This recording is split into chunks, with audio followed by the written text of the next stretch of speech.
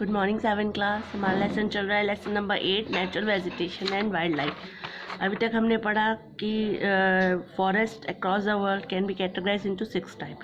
First one is tropical evergreen, tropical deciduous, temperate evergreen, temperate deciduous, Mediterranean and coniferous forest. फिर हमने पढ़ा grasslands.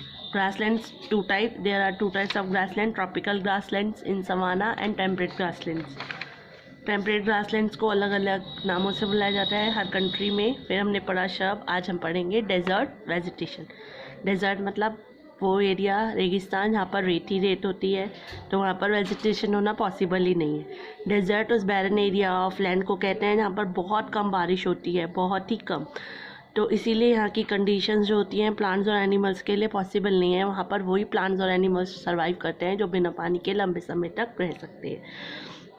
About जो 1/3 है land surface of the world, arid है या semi arid है। यहाँ पर ये एरिया आपको मिलेगा ट्रॉपिकल और सब ट्रॉपिकल एरिया। यहाँ पर बहुत कम बारिश होती है, तो पानी की वजह से वही प्लांट्स ग्रो कर सकते हैं जो बिना पानी के लंबे समय तक जीवित रह सकते हैं।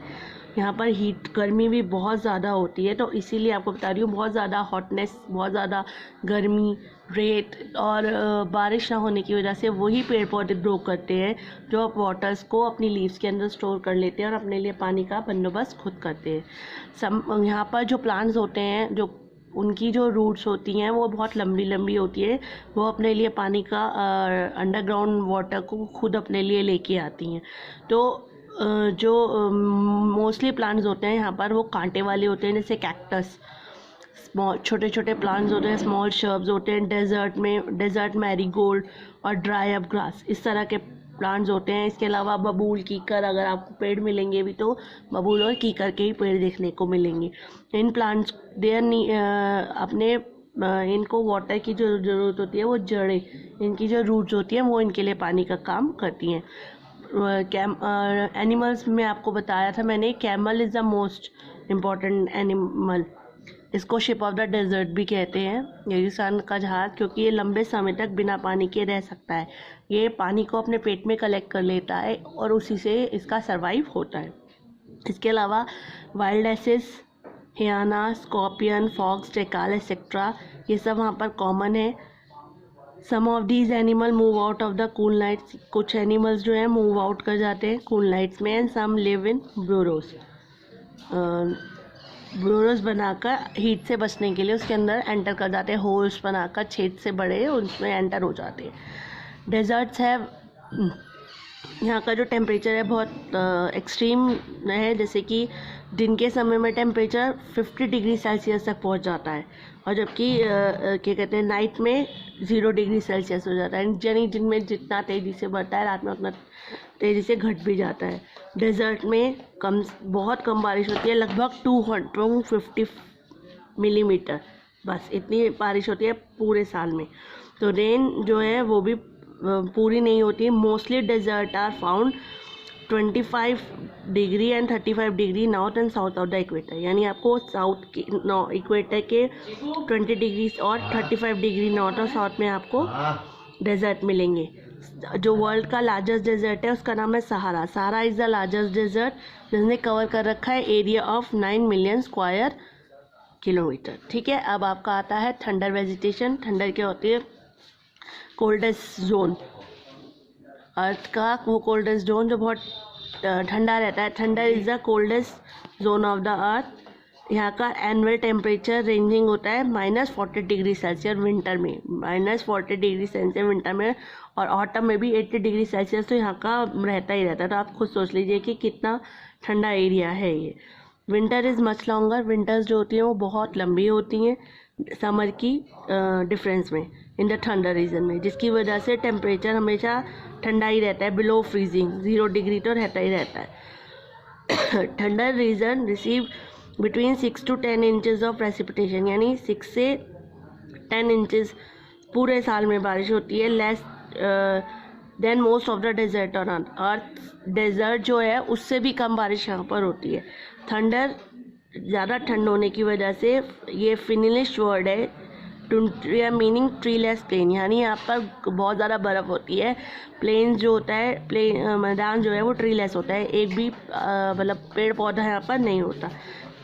यहाँ में फ्रॉस्ट मोल्डेड लैंडस्केप है, बर्फ़ ही बर्फ़ रहती है, एक्सट्रीमली लो टेम्परेचर रहता है, बारिश होती नहीं है, पुअर न्यूट्रिएंट होता है और शॉर्ट ग्रोइंग सीजन होता है।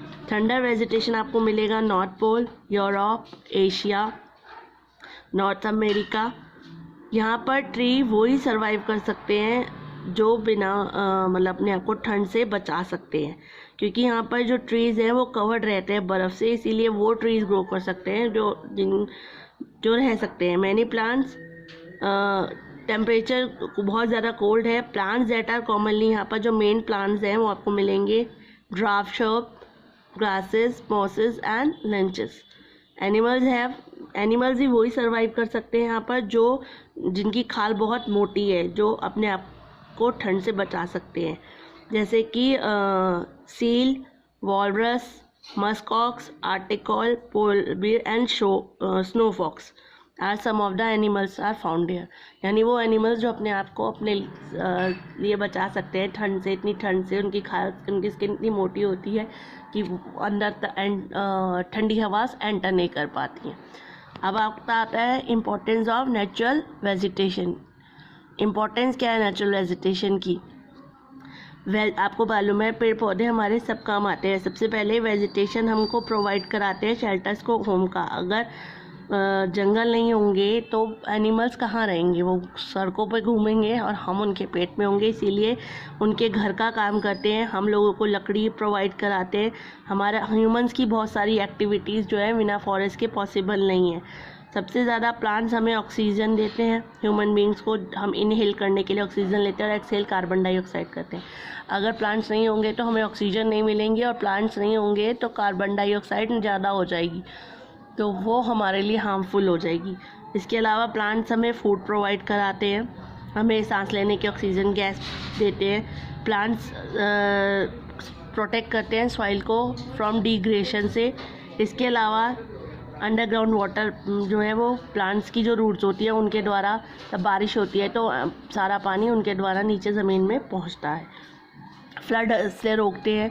तो एक तरह से प्लांट्स बारिश कराने का काम प्लांट्स करते हैं, यानी लकड़ी मिल रही है, मेडिसिन्स मिल रही हैं, परफ्यूम्स मिल रहा है, फर्नीचर के लिए हम लकड़ी मिल रही है, जलाने के लिए हमें लकड़ी मिल रही है, इनडायरेक्ट में ऑक्सीजन मिल रही है, कार्बन डाइऑक्साइड को कम कर रहा है, तो सब हमें खाना प्रोवाइड कर रहा है। तो प्लांट्स हमें बहुत सारे फ़ायदे हैं, कोई नुकसान नहीं है हमें उनसे। Wild life, animals, birds, insects, aquatic life, ये सब वाइल्ड लाइफ के अंतर्गत आते हैं। हमें इनसे मीट और लैदर मिलता है एनिमल से। हनी बी से हमें हनी मिलता है। इंसेक्ट्स भी हमारी हेल्प करते हैं।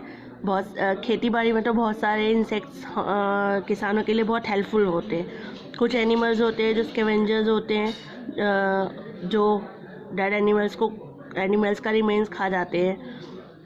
तो इसके अलावा हर एनिमल्स कुछ ना कुछ इम्पोर्टेंट रोल प्ले करता है बैलेंस बनाए रखने में, इकोसिस्टम का बैलेंस बनाए रखने में एक रोल प्ले करता है। In a delicate balance these life form have to sustain one another in regular pattern. एक तरह से इस डेलिकेट बैलेंस में यानी इकोसिस्टम में हर लाइफ जो है वो एक दूसरे को हेल्प करता है। ह्यूमन काइंड जो है इंक्रीजिंग कर रहा है, ह्यूमन काइंड की जो एक्टिविटीज़ हैं उनकी वजह से जो बैलेंस है वो डिसबैलेंस, मतलब इकोसिस्टम है उसमें डिसबैलेंस हो रहा है, यानी हमारी एक्टिविटीज़ इकोसिस्टम को ख़राब कर रही हैं। वी नीड टू बी, तो हमारे लिए ज़रूरी है कि हम अवेयर हों और इसको रक्षा करें। अगर हम प्लांट्स को और एनिमल्स को रक्षा नहीं करेंगे तो क्या कहते हैं उसका सबसे ज़्यादा इफ़ेक्ट हम पर पड़ेगा। हमारी जो डेली एक्टिविटीज़ है, हमारी जो डेली नीड्स हैं वो पूरा नहीं हो पाएंगे, तो उसके लिए ज़रूरी है कि हम इनको बचाएं। चलिए आज के लिए इतना ही है, 5 चैप्टर ख़त्म होता है। Okay, have a nice day बच्चा।